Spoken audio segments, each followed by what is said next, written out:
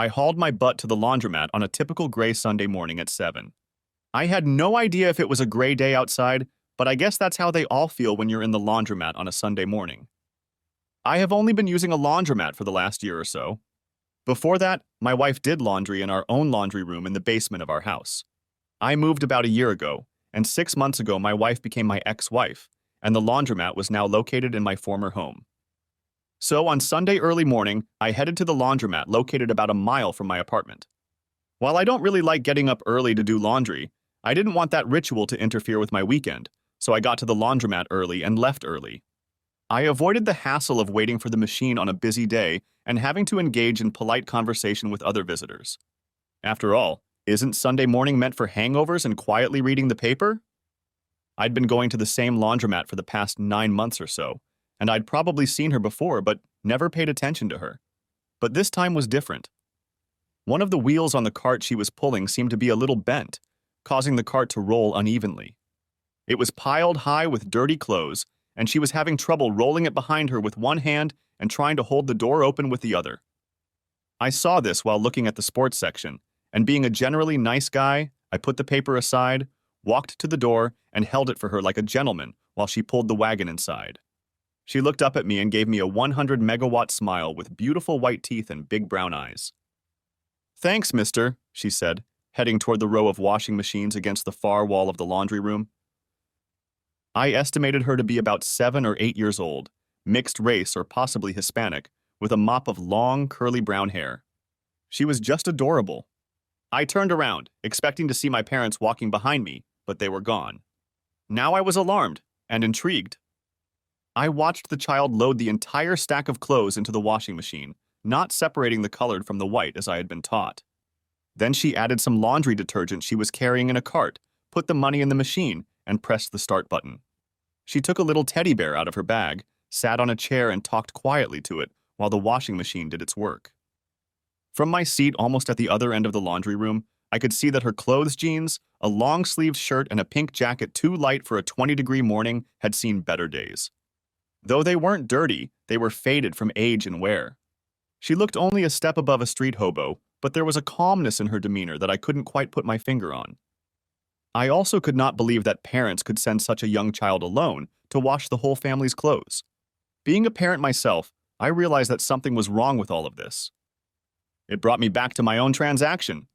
My children at this very moment were probably asleep, snuggled up in their warm, comfortable beds in my former home.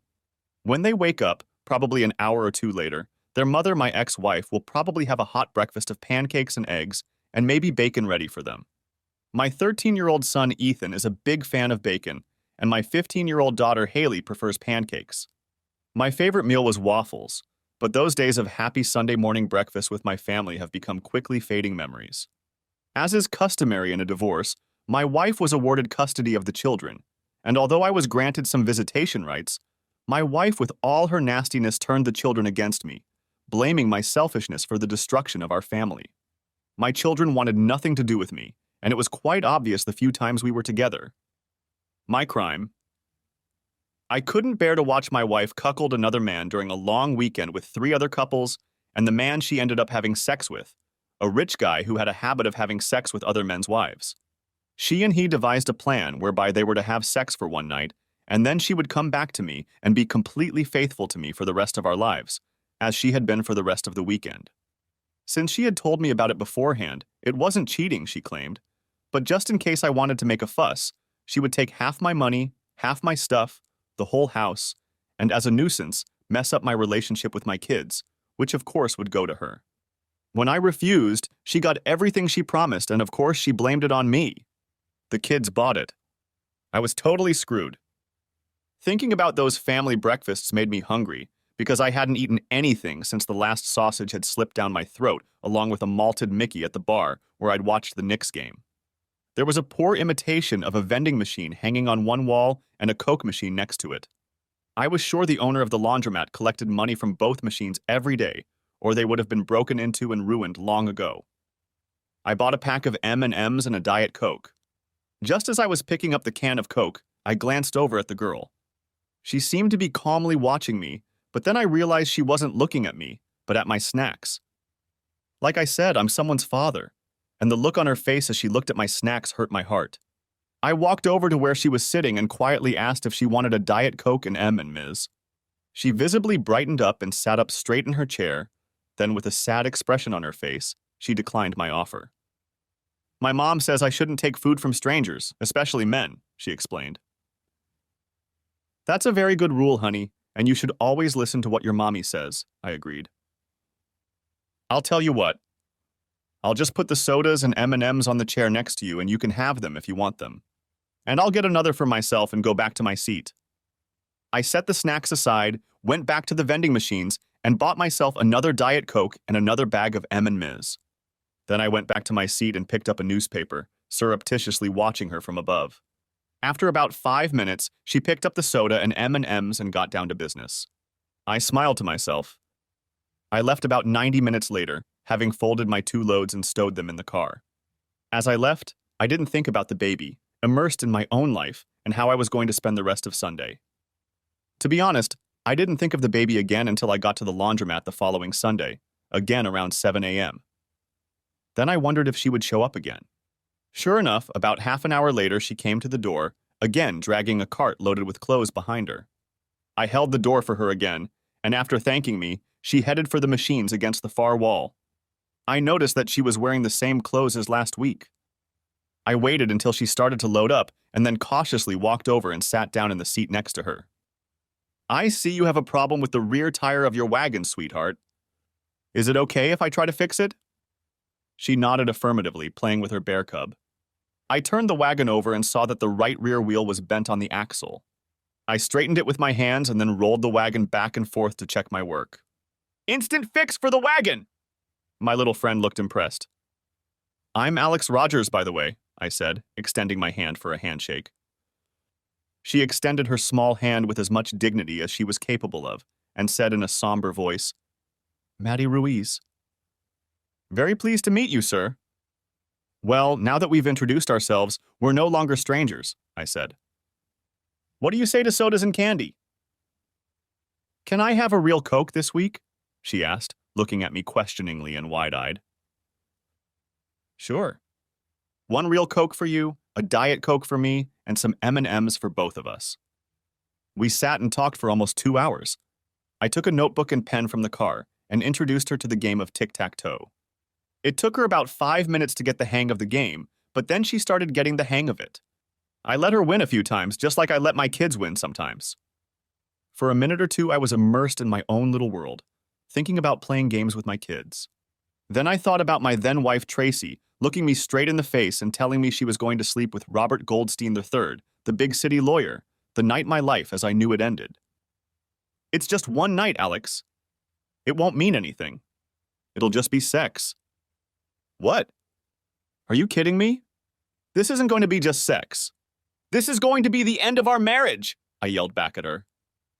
Don't be like that, Alex, she shouted back. Don't throw away 18 years of marriage over one night. I didn't sneak around behind your back like I could have. We could have done this and you probably never would have known. Just give it to me, Alex. Tracy took Robert's hand and walked away with him to his bedroom in the 4-room cottage.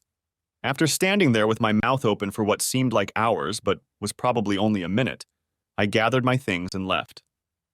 Alex, it's your turn, Maddie said, bringing me back to the present again. I marked an X in one of the side squares, and that gave Maddie a chance to get 3 O's in a row diagonally to win.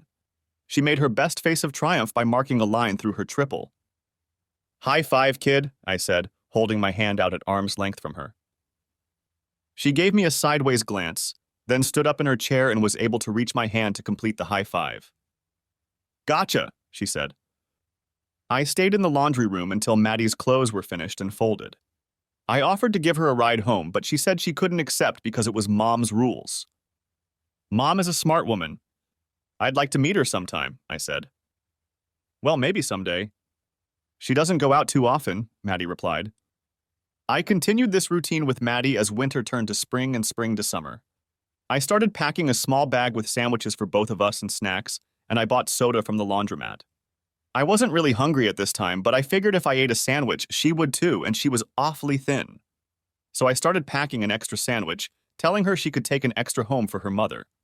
She never protested at all and always thanked me. By then, she had told me that she was really 7 years old and would be a second grader at our neighborhood elementary school in the fall. Her father wasn't home, and in truth, Maddie told me that she had never met her father. Her mother apparently worked part-time outside the home while Maddie was in school, though she didn't know what exactly. But by the time Maddie came home from school, she was always home. She and her mother mostly stayed in their apartment, occasionally going out to the park when the weather was nice. Mostly they watched TV, and Maddie was familiar with almost every animated movie that the children's channels had recently shown. I couldn't name the first one. There was no money for extras, but her mother would sometimes go out on Saturdays, leaving Maddie after dinner with instructions to go to bed at 9 p.m. She would go to bed. On Sunday morning, her mother would wake her up, give her money for one washer and one dryer, and send her to the laundromat with her wagon. Truth be told, my life wasn't much better than Maddie's at the moment, though at least I had enough money to live on. With alimony, mortgage payments, and child support, my salary as a top programmer left little opportunity for extra time, usually a rare sit-down at a bar with my buddies. I didn't date at all. I didn't miss it. I did miss my kids, though, at least until I remembered how they treated me after Tracy and I broke up. I preferred to think of happier times with them, but reality always seemed to jump up and bite me. "Where the hell are you?" screamed Tracy when I picked up the phone in my house the morning after I left Robert Goldstein's lake house. The phone showed it was 10:06. For all I knew, it was 2:13, and I was tipping another shot of Eagle Rare bourbon into myself. I must have eventually staggered to the bedroom and fell asleep. "You left me at the lake house." "How do I get home?" She screamed at me again. "Screw you! Let Robert Goldstein III take you home." I hung up while she was still yelling something. Damn, you can't hang up as abruptly with a cell phone as you can with a landline. In the old days, I would have smashed the phone against the wall by slamming it down. The following Sunday, Maddie showed up at the laundromat 15 minutes later than usual and without her bag of clothes. Tears were streaming down her young face, and I thought she must have been robbed. She was carrying her teddy bear, clasping it under her right arm. "Mom didn't come home last night, and I don't have money for a washing machine," she said when I approached. "She doesn't come home sometimes?" I asked as gently as I could. She shook her head negatively, tears glistening in her big brown eyes. "Mom always comes home. That's another one of her rules." I calmed her down and gave her the food I had brought with me. I was in new territory and didn't know what to do. "Is there anyone you can stay with until your mom gets home?" I asked. She shook her head again, this time with a mouthful of peanut butter and jelly. I knew I couldn't leave her alone in the apartment, but if I called the police without a plan of action, they would probably send her to foster care within a day and possibly take her away from her mother permanently if they thought she wasn't taking good enough care of the child, which I already doubted.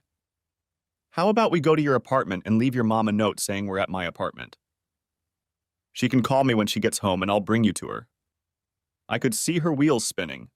It was a violation of one of her mother's rules, but since her mother wasn't coming home, I don't think she wanted to spend the day alone in her apartment. Finally, she nodded in agreement. After packing up my things and putting them in the car, we went to her apartment first. We didn't pack anything in Maddie's apartment because there just wasn't anything to pack. The few articles of clothing she had, she was either wearing or they were lying amongst the dirty clothes waiting for their turn in the laundry room. I told her we would stop somewhere and I would buy her a few things, including a new toothbrush and comb. She smiled sadly. I left a note with my name and number on the middle of the small kitchen table, and then we went to get things for Maddie. I let her pick out a few tops and pairs of jeans and underwear and socks at the nearest Dollar General store. While she seemed thoroughly enthralled, I was trying to figure out what I should do if her mom didn't return quickly. We watched cartoons and the Disney Channel. I made us lunch and dinner and put her to bed at 9 in my spare room on the couch. The next day I planned to call her into work and take a personal day to take care of some business. Maddie and I waited until lunchtime to go back to her apartment on Monday, but there was no sign that anyone had been there after the two of us the day before. I rummaged around the apartment a bit and found a drawer in her mother's dresser that contained papers. Among the useful items was Maddie's birth certificate, which I noticed didn't have her father's name on it. Her mother's name was Fiona Ruiz. I took the birth certificate along with a picture of Maddie and her mother. The picture was probably taken when Maddie was about 2 years old. She looked a little more than a toddler. They were hugging in front of the camera. Fiona looked to be in her early 20s and had the same long, curly brown hair as Maddie. Both were smiling for the photo, and although Fiona was a beautiful woman, she still had a tired, sad look in her eyes. I wondered if that look had grown over the past few years. Maddie watched as I carefully went through her mother's things. I tried to make light conversation with her and explained that I was looking for something that might help us find her mother. She seemed to accept this. When we got back to the apartment, I turned on the TV to the Disney Channel and put Maddie down, and then I went into the bedroom and called the police and reported Fiona Ruiz missing. I didn't have much to say to the officer who took the call. Basically, I felt that something must have happened to her for her to leave her child alone. "Is the child alone in the apartment right now, sir?" the officer inquired. "No, she's with me. I'm as close a friend as I can be to a child. I'd be happy for her to stay with me until things are resolved. If you would agree to do this until you are contacted by child services, we would appreciate it." I was worried that Maddie would end up in foster care. No one I knew who had been in foster care spoke well of the system. I knew I could do the right thing if I was allowed to keep her. As I pondered this, from somewhere in the back of my brain, I remembered that my boss's wife, Darlene, has influential friends in the social services industry.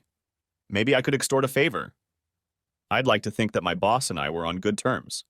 I worked for him for 20 years and did a heck of a job for his company. We always got along well on a personal level as well, and during the divorce, he and his wife supported me. Darlene Laster showed up at my apartment about 20 minutes after I talked to her husband. Said she wanted to make a new friend. I introduced her to Maddie, and like the Pied Piper, Darlene had charmed the girl in 5 minutes, and vice versa. When she left about an hour later, I hugged her and promised her that she would do everything in her power to keep Maddie with me. 2 policemen came to my apartment that day. They didn't hold out much hope of finding Fiona Ruiz. I gave them a copy of a picture of Maddie and her mom. On Tuesday, I went back to work, took Maddie with me, and enrolled her in our company's preschool. Darlene helped organize it about 15 years ago. I never used it for my kids because Tracy stayed home until the kids became independent after school. But for me, playing single dad, it was a godsend.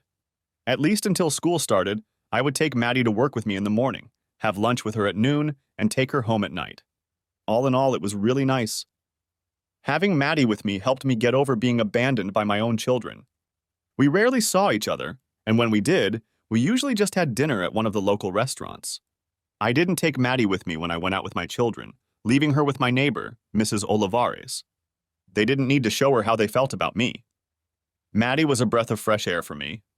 Due to lack of funds, she and her mom hardly ever went out of their house, so a lot of what I did with Maddie was a new experience for her. The first time we went to a real restaurant instead of some McDonald's, she was mesmerized like someone who had just come from another planet. When we went to the park and stopped to eat a pretzel and have a soda after she played on the playground, you'd think I was inviting her over for tea. I think she was smiling for a week after the first time. I know I was smiling for a week after that, just listening to her exclamations about the experience. She started teaching me Spanish. Apparently, she was bilingual and laughed a lot when I got words and phrases mixed up. One time at McDonald's, I ordered a horse meat and a Coke, and she laughed so hard she started crying. In her innocence, it never occurred to her that most people are not bilingual.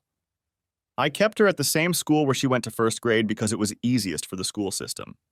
I had her birth certificate, so they didn't ask too many questions when I listed myself as her contact person and my apartment as her address. I never heard back from the police about Maddie's mother or from the social service agencies that wanted custody of Maddie. Darlene must have twisted someone's arm for me, or the city just decided they had too many loose ends to worry about me and Maddie. My cooking skills also improved because when Maddie stayed with me, snacking on pizza and beer was unacceptable, so we started watching cooking shows on the Food Channel and cooking together in the kitchen. I had never done this with my kids because Tracy, I have to admit, was a great cook. But with my Maddie's help, I was learning and getting better, and we had a lot of fun in the kitchen. I'm not going to lie and say that everything was perfect. We had our spats and problems, just like any other family. But that's just the way it was, just like any other family. We'd only been together a little over a year, and Maddie and I had already turned into our own version of a family. And it was pointed out to me at the school Maddie attends at the beginning of 3rd grade. We were at a school open house one evening and were walking down the hallway when one of Maddie's friends and her parents came over to say hello. Maddie's friend introduced her parents as my mom and dad, and then Maddie introduced me as her dad. I hadn't even thought of our family in those terms, and when she called me her dad, I nearly fainted with incredible joy upon hearing those words. I choked for a second, and I had to apologize to the Reynoldses for my momentary silence, saying I had a piece of snack stuck in my throat. Maddie caught it, looked at me sideways, and squeezed my hand. She never called me Alex again, and nothing could please me more. I was having so much fun being a parent again that I hadn't even noticed that I hadn't even met her in over 2 years when Maddie brought it up at the grocery store one day. We were walking up and down the aisles, filling a cart with groceries from our shopping list, when we passed a short woman in the produce department. I didn't pay much attention to it, but Maddie looked at the woman with redoubled intensity as we passed her. "Wow, Daddy, that's a very beautiful woman." "You should ask her out," Maddie said. I was going through my shopping list when she made that statement, so I immediately stopped the cart and looked closely at the woman we had just passed. She was beautiful. Then she looked up at me and we smiled embarrassedly at each other. "Well, aren't you going to say something to her, Daddy?" asked Maddie, looking at us. At this point, I wanted the floor to swallow me up, but hell, maybe the woman would give Maddie and I a pass, so I tried it the old-fashioned way. "Hi, I'm Alex, and this is Maddie. As you just heard, Maddie thinks I should ask you out on a date or something," I stammered. "What do you think?" she asked, looking me straight in the eye and bestowing me with a $1,000,000 smile. I was completely blown away. Caramel-colored skin, beautiful white teeth, a smile that could melt ice. And my heart. She looked to be about 5'2", 110, maybe 35 years old. And although she was wearing a light jacket, she seemed to have curves in all the right places and fit well in jeans. There was no ring on her left hand. I quickly wondered if Maddie had noticed that. "Would you like to have dinner with us one night?" "All of us. Or just you and me if you want." "Mueve suavemente, Romeo," Maddie said teasingly in Spanish. "It was a great move to ask your daughter to look for single women in the grocery store for you," the woman replied, while I blushed. "No. Honestly, it wasn't my setup. I would never do that. Honestly." "Yeah, sure, Romeo. I'll buy that? No. But yes, I would like that. To have dinner with both of you. My name is Cherry Roberts, by the way." "Really? It was that easy? Damn, I should have used that guy a long time ago," I said, and she and I giggled. We made a date for the following Saturday. She said she loved Italian food, and Maddie and I had some good recipes for the occasion. After we exchanged phone numbers and I gave her my address, Maddie and I turned to continue shopping. As we turned the corner to the aisle, Maddie and I threatened each other with our fists. "Yeah, no setup, right?" she called out to us. Finally, the next Saturday came. I swear the days couldn't have stretched any slower. After cleaning the apartment, Maddie and I got busy making homemade lasagna, garlic breadsticks and salad, and homemade tortoni for dessert. Cooking calmed my nerves because, truth be told, I was as nervous as a cat. After all, it had been over 20 years since my last date. And then it hit me, hard. It had been 20 years since my last date. Of course, all of those last dates had been with Tracy, and I had to think hard to remember who I'd dated before Tracy and I got together. I think it might have been Marianne Rizzo. The last I heard of her, she had married the guy she dated after me. I wondered if they were still married, or if her marriage had evolved in the same direction as mine. "Take it easy, kid," I finally said to myself. "It's a date, just a damn date, and you're already thinking about marriage." Not only me, but Maddie seemed enthusiastic. She was right beside me, helping me as we cleaned and then cooked. I had no idea that Cherry would be the first guest to come to our apartment who wasn't Mrs. Olivares or older than about 10 years old. Dinner went well, it seemed to me. It was a little nerve-wracking at first, but the presence of an 8-year-old is a great icebreaker. My mom wasn't married either. "Were you ever married, Cherry?" she muttered as I brought Cherry a glass of Galliano shortly after she arrived. Cherry blushed almost as much as I did at that question. Then she looked Maddie straight in the eye and said softly, "I was once married to a wonderful man, baby." But that was in the past. I saw the sadness and then pain reflected on her face as she answered the question. "Daddy was married too. And he has 2 other children besides me," Maddie continued. At this point, I decided I'd rather tell Cherry in Reader's Digest format about my marriage, my divorce, and how I became Maddie's father. She took it all calmly with a stoic expression on her face. Both she and Maddie wept a little when I moved on to the story of Maddie's mother not coming home. However, the sadness quickly passed for Maddie, who then asked Cherry about her name. "That's a cool name, Cherry. Your parents must have been fun when you were a kid." "Well, that's a pretty funny story, babe," Cherry replied. "Actually, my real name is Marcella, and for short I was called Sella. One day at the grocery store, my little brother saw a box of chocolate-covered cherries called Sella, and after that he started calling me Cherry. It stuck, and now everyone calls me that, so that's what I'm called too."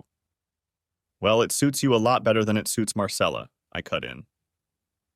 "I see thick, dark-rimmed glasses, masculine hands, and a firm ass." "Oh, that's cruel," Cherry giggled in response. "You will never, ever call me by my first name." Cherry stayed with us until Maddie went to bed at 9. Then she said it was time for her to leave too.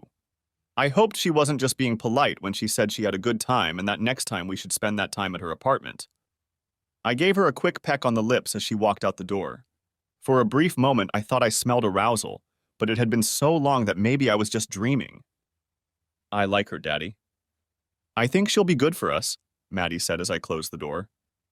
Had to admit, at least to myself, that the guy was right. For now. We had family dates 5 Saturdays in a row, and I think we all had a good time. However, I realized that I needed to try one-on-one time to see if it had any chance of success. Maddie took the news well when I told her that I was taking Cherry out to a restaurant, just the two of us, and that she would be spending the evening with Mrs. Olivares. I certainly wasn't going to leave Maddie home alone like her mother had done. I would never criticize Maddie's mother, but leaving an 8-year-old girl home alone while I went out on a date was not going to happen. Besides, I think both Maddie and I were well aware that the last time she had been left home alone, things had not turned out well. I made reservations at a nice steakhouse for our first date alone, as Maddie called it. I knew the mood would definitely be different when I showed up at Cherry's door to pick her up. She was wearing a somewhat tight silk dress, open in the front, so her lush 36 centimeters was clearly visible, and short enough to make her short legs seem a little longer. She wore a little more makeup than usual and used a different perfume, sexier and spicier but not too strong. "Damn, and I forgot to bring a stick! How the hell am I going to fight off all the other men?" "If you think that silver tongue is going to get you anywhere, well, you're probably right," she laughed back. We had a great dinner and enjoyed a more adult conversation without Maddie, although it was a little weird that she wasn't with me. "You miss her now, don't you?" asked Cherry suddenly, looking me straight in the eye. "Sort of," I admitted. "Except for school and work, we're always together, and I don't mind one bit." "You really miss the first two, don't you?" she asked. "Terrible, though not with the attitude I've had since I left. I know they're just kids, but they don't even try to see things from my point of view. My ex is really turning them against me." "I think you're good with kids," I continued. "If you don't mind me asking, why have you never had children?" "No, I'm not against it. We were considering this option at a time when I made the stupidest decision of my life. I disrespected and cheated on my husband, all for the thrill of illicit sex. I was a stupid, stupid bitch and ripped the heart out of the one person I cared about most in the world. That's a mistake I'll never make again if I ever get another chance to love someone like that again." Cherry's voice broke when she said the last sentence, but I caught every word she said in a barely audible whisper. Her eyes were full of tears, which she tried unsuccessfully to wipe away. I handed her a tissue and she gently blotted her eyes. "I'm sorry if I made you go somewhere you didn't want to go," I said. "I'd never talked to anyone about it before," she said. "Not even my parents. I'm too ashamed of myself." "All right, that's enough grown-up talk," I said. "Let's blow this joint and see if you know how to move on the dance floor, Missy." "Missy? How old do you think I am? 12? "I actually thought you were 35, but I'm 44, so you're still a kid to me," I said. "Really? 35? She said in a satisfied voice. "I'm 42. I've been married 12 years, divorced 9 years. You have a very good effect on a girl's ego, sir." "No way, you're only 2 years younger than me. I look like I could be your older brother," I laughed. I paid the bill, and we went to a dance club that Tracy and I sometimes frequented. I'm no Fred Astaire, but Tracy loved to dance, so one of the first things I did when we had extra money was to take some dance lessons. I quickly realized that sitting on the sidelines and watching your wife dance with other men was not the most enjoyable thing to do. Cherry was as light on her feet as she was in her eyes. We danced to slow and fast music for about 30 minutes before I needed a break. Cherry looked like she could have kept going, but she got up off the floor with me and we found a free table to occupy. I headed for the bar, and no sooner had I stepped away from the table than the first vulture swooped in. I watched them with the corners of my eyes, trying not to be too conspicuous. I saw Cherry smiling and laughing. The vulture must have been a little funny, but she didn't move away from the table. I was more than pleased. She sucked on her margarita as I held it out to her. Soon enough, Vulture Hash 2, a guy about 25 years old, showed up. He acknowledged my presence but still turned to Cherry and asked if she wanted to dance. "Excuse me, Slick, but I have a lady with me. I don't like to be disrespected, especially by children." I spoke softly but firmly and kept a smile on my face. However, the smile did not appear in my eyes, and the guy obviously realized that he had broken protocol. "Sorry, man, I didn't realize you two were dating," he wheezed before slipping away. We finished our drinks and went back to the dance floor, staying there for about 30 more minutes. Another guy tried to cut in, but he had the good sense to ask me first.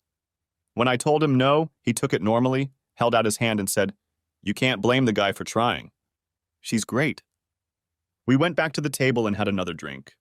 As we were finishing up, another vulture snuck up on us and asked my permission to dance with Cherry. I was tired, but decided that if she still wanted to dance, I would let her come out. She shook her head and I gave him the bad news. I drove her home and she suggested I come over for a while. It was only 10:30 and I agreed. We had a glass of wine each and talked easily for another hour. At that point, I got up and she got up with me. I wasn't sure how to close the deal, and I must have looked like the proverbial deer in headlights because she giggled and I started to enjoy hearing her. I blushed thickly and she realized I was in big trouble. "Don't worry, Alex. We're in no hurry to get anywhere, are we?" she cooed. 2 weeks later, in my bedroom, I interrupted my streak of zeros for 2 years. It wasn't something wild and crazy because Maddie was sleeping in the next room. I felt so good. I didn't last long, but Cherry seemed fine with that because before I got mine, I made sure she got hers. When we both got up to eat breakfast, she reached into my closet and came out of there wearing a white shirt that covered the bare essentials, but still looked incredibly sexy. We headed into the kitchen where we were soon joined by Maddie, who let out a squeal when she saw that Cherry was still with us. She ran up to her and threw herself into Cherry's arms, nearly knocking her to the floor. They hugged each other tightly, and both seemed genuinely happy to be in each other's arms. It was almost funny, and I rolled my eyes at the couple. "Pancakes! Pancakes!" they shouted in unison. "Chocolate chip pancakes!" I shouted back. 6 months later, Cherry moved in permanently, and we became the 21st century version of the Brady Bunch. Even though I was still paying child support and alimony, I was making a decent income, and Cherry was working at an accounting firm and making a decent income too. Maddie didn't lack for much, although she didn't ask for much. I guess when you grow up without much, almost anything can seem like a lot. I guess it's all relative. And while we may have been a modern version of the Brady Bunch, I think we looked like a modern version of the Odd Couple. In this case, the Odd Trio. We were Black, white, and Hispanic, and we each had a different last name. Some of these problems were solved when I enrolled Maddie in 4th grade in the fall. I enrolled her as Maddie Ruiz Rogers. She was with me when I registered her, and her eyes got big when she saw what I had written. She didn't say anything until we got out of school, and then she practically exploded. "I could be Rogers like you?" "Really?" she squeaked. "Not legally, at least not for a few more years," I replied. "But according to Rogers' rules, you're eligible to join the club." At the word Rogers rules, I put air quotes, but that didn't deter Maddie in the least. She jumped into my arms and kissed me on the cheeks. After 30 seconds of celebration, Maddie stepped back and gave me a cold stare. I was a little taken aback until she spoke. "When can Cherry become Rogers?" she asked. "You know, that's a really good question. I'll have to give it some serious thought." And I meant it. In fact, on the anniversary of our first date, I asked Maddie to stay with Mrs. Olivares, and after work I went to the jeweler I was buying gifts for Tracy from. Cherry said she'd be home late and would be eating dinner by herself, so I figured I had a couple hours to find the right ring. It was a little after 6 when I walked out of Jean Horowitz Jewelers, having just conceptualized a custom engagement ring with Jean's daughter, Jolene. After ordering pizza for Maddie, Mrs. Olivares, and me, I drove to my favorite pizza place located in a small shopping mall. As soon as I stepped out of the car, I glanced at the small but fashionable eatery located just a few steps away. And then my world ended for the second time. My Cherry walked into the restaurant under the arm of a handsome 40-year-old black guy. She looked lively and very happy. I stared after them, unable to move, or sigh, or think. I don't know how long I sat in the car before I realized I hadn't breathed in a while and felt like I was about to pass out. I took a deep breath, then another. Then I decided I needed to feed Maddie, so I walked into the pizza place and placed my order. I drove home in a stupor. I don't remember much about the evening, at least not until Cherry got home around 8. She was still animated and seemed to be in a great mood when she walked in the door. Hey! There's no way you'll guess who I ran into tonight. My brother John snuck into town without telling me, and after I finished work, he invited me over for dinner. I figured since you guys were eating pizza, it wouldn't hurt for me to grab a bite with him. She stopped talking when she saw the look on my face. Is that the story you want to tell? I asked quietly. Cherry looked shocked as the reality of my words scrolled through her brain. You went to Salvatore's for pizza today, and you saw me with him, didn't you? And you thought, "You son of a bitch," she shouted at me. I was more than surprised. I expected guilt and remorse, not an attack. This must be some new way to apologize, I thought to myself. Cherry had never swore at me before, but I was beginning to realize that she might have a good reason. You don't even trust me enough to give me the benefit of the doubt, you bastard! I know I lost my husband because I cheated on him. I told you about it. I didn't hide anything. And I told you that I would never make that mistake again. I realize your ex-wife still has trust issues, but those are your issues with her. Don't you dare treat me so disrespectfully again, or I'll be out of here so fast it'll make your head spin. Mrs. Olivares must have quietly stepped out when Cherry exploded, and I watched Maddie slip away to her room. I wished the couch I was sitting on would swallow me, but it didn't. You're right, I said quietly. I let the mistrust Tracy planted in my head spill over into you. You're a separate entity, and if I can't realize that, then it's my fault and I don't deserve you. I wasn't going to tell her about the ring just yet, but after screwing up so badly, I had to play my best card. She grinned. If looks could kill, I don't think I'd be walking the earth by now. So, I know this is probably not the best time to do this, but I need to show you how much I care about you. Give me your left hand. She walked slowly toward me and held out her hand, palm up. I turned it palm down, put the piece of paper on her ring finger, and secured it with a rubber band from my shirt pocket. She looked puzzled, to say the least. What the? She said as she slipped the paper from her fingers, unfolded it, and began to read. You lousy asshole! She squealed. Really? Cherry then took my lips in the most passionate kiss I'd ever received, including anything Tracy had ever done. When we were done, she called Maddie to come out of her room.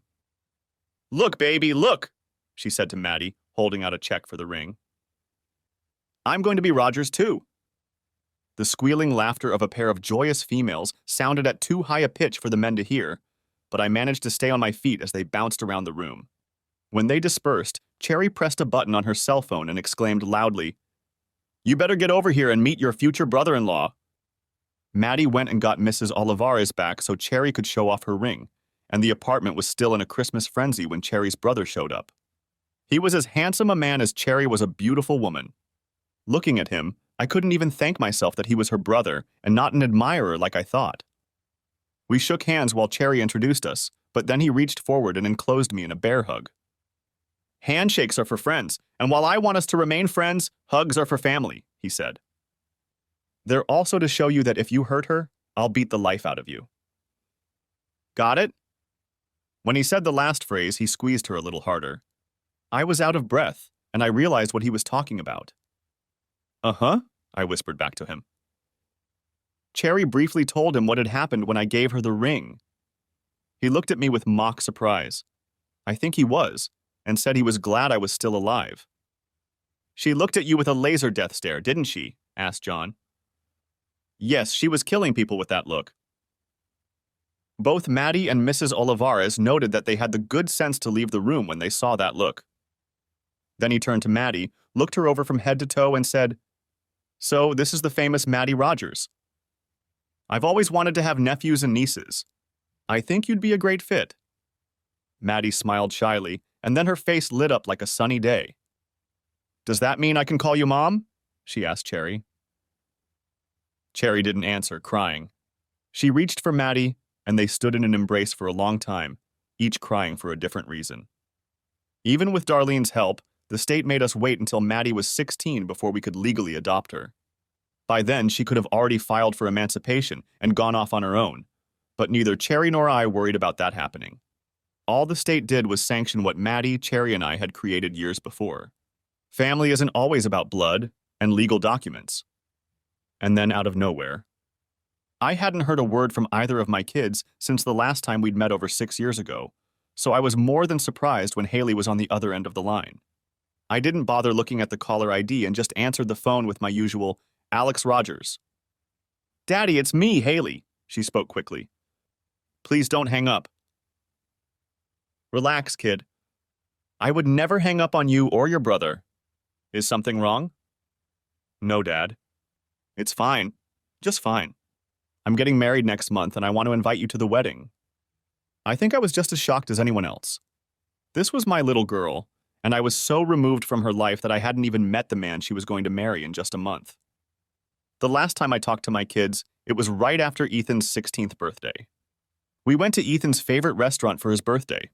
As usual, neither of the kids were very talkative, despite my repeated attempts. Finally, right after we ordered dessert, Ethan came out with it. "Dad, I'm 16 now and court-ordered visitation is over. Haley and I don't have to see you anymore if we don't want to. And we've talked it over, and we don't want to see you. You abandoned us to preserve your stupid pride. Well, you can take your pride and shove it up your ass." I have to hand it to my son. He was a great customer. Although he couldn't look me in the eye when he talked to me, he never raised his voice. Haley, for her part, shifted her gaze from Ethan to me and back again. I sighed, waiting for it to happen someday. It was Tracy's work. It had her fingerprints on it. "I assume you understand what wedding vows are and that your mother not only broke ours, but threw them in my face. But she has apparently convinced you both that I'm a bad guy, and nothing I say will change your mind. But for me, breaking my wedding vows isn't something I can just turn a blind eye to, like, say, breaking down the family car. It's about my soul, and while I knew that my leaving would hurt you two, staying would be even worse, because it would crush my soul and make me not the person I am. Then we wouldn't be the same, and you would realize that when you grew up and lived enough to see things for what they really are. It was your mother's mistake, and she did a good job of putting the blame on me. Well, I won't take the blame, if that's what you both want." Daddy, Haley said, bringing me back to the present. "Don't you want to come with me?" "Very much so, Haley kid. You know, I even put money aside for the day it happens," I replied. "You don't have to worry about money, Dad. Bob will take care of it." "Bob?" I asked. Wild guess, but we're talking about Robert Goldstein III, aren't we? There was a note of irritation in her voice, then it changed to pity. "You didn't know then, apparently. Mom married Bob about 6 years ago after we stopped seeing you," she said. "That bastard ruined my marriage, ruined my relationship with my kids, half ruined me financially, and then married my ex-wife. All because of my pride, Haley. Every time my son wants to apologize to me..." "Don't be like that, Dad. I'm not inviting you over to cause trouble. You're not going to give me away. You're not going to sit in front of the family. I just want you there, okay?" "Okay, Haley, on one small condition, that I can bring my family with me." "Your family?" "Yeah, even a loser like me has a family, Haley. I have a wonderful wife and an amazing daughter. You'll love them both if you ever spend any time with them." It was Haley's turn to reflect. I'd never told her or Ethan about Cherry and Maddie. Honestly, I didn't want their mother to know. "You have another child? Does she know about me and Ethan?" she asked almost serenely. Maddie is 16 years old. She was adopted. She and I have been together for 9 years. I almost literally found her on the street. She knows everything about you two, what we once had, and what we don't have anymore. She's fun and full of life. She's had setbacks too, and we were there for each other at a very difficult time in both of our lives, almost like a script. Well then, I look forward to meeting the rest of the family, Haley said, recovering from the shock. The wedding took place on Saturday night in a rather chic setting, as befitted the daughter of a rather successful lawyer. I have to hand it to old Bob, he didn't skimp on his stepdaughter. The service itself was held in a beautiful old church in town. The girls and I timed it so that we got there right before the service and sat in the last row. Yes, I noticed old friends and family, but by getting there right before the service, we didn't have to socialize ahead of time. And as Haley and Mark were leading the procession out of the church, I got a kiss on the forehead.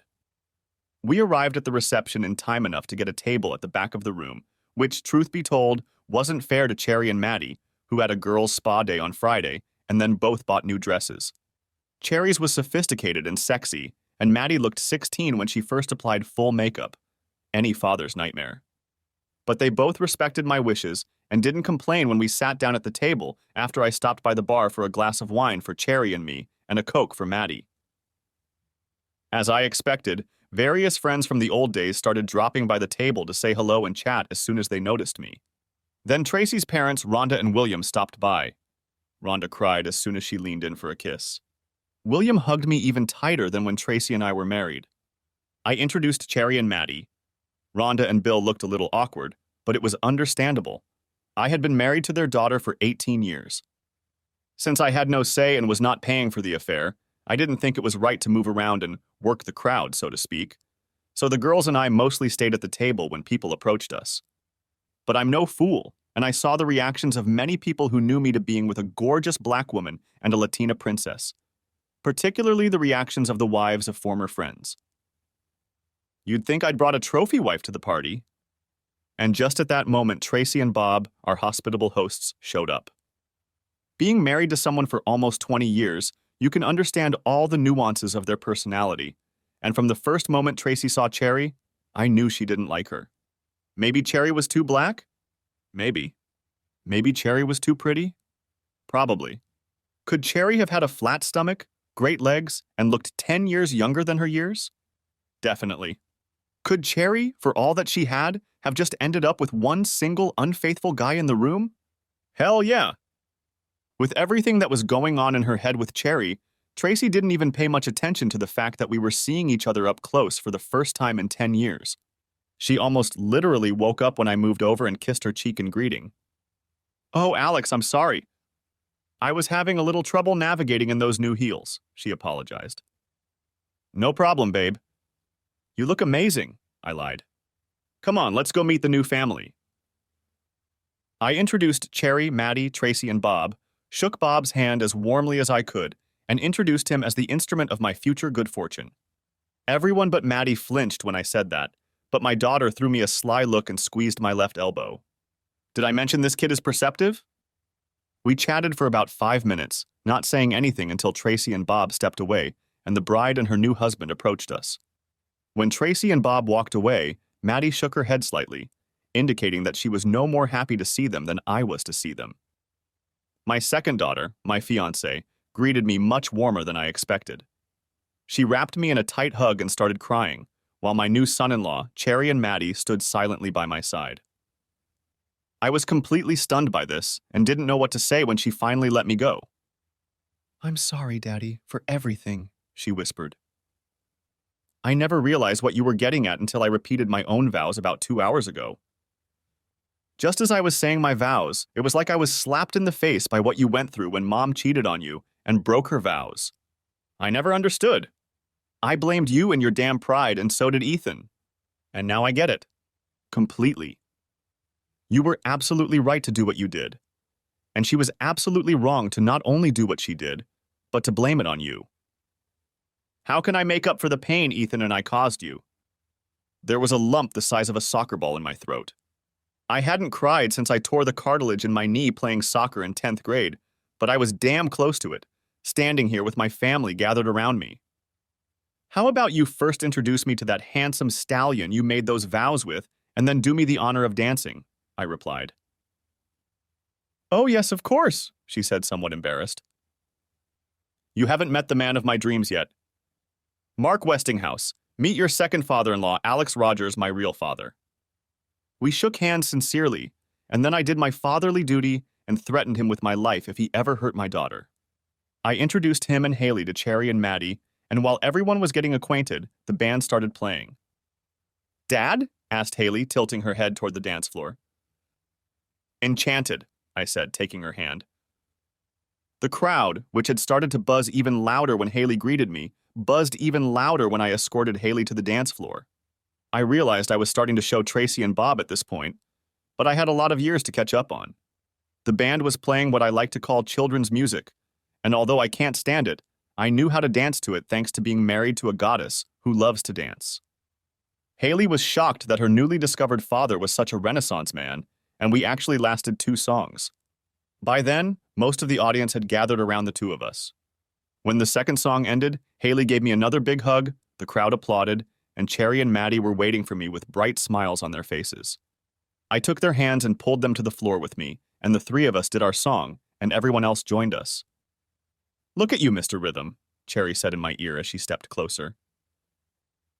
Who knew giving your daughter away in marriage could be so much fun, I told her, turning quickly to Maddie. But let's wait a few more years. I'm not sure my heart can take this much fun. Unwrap me, old man, Maddie smiled back. All 3 of us stayed on the floor for 6 more songs. Then I left my girls, went to the bar for a Jack on the Rocks, and sat down at my table to relax. I watched Cherry and Maddie enjoying the dance floor, and I didn't notice Tracy come over and sit next to me at the table.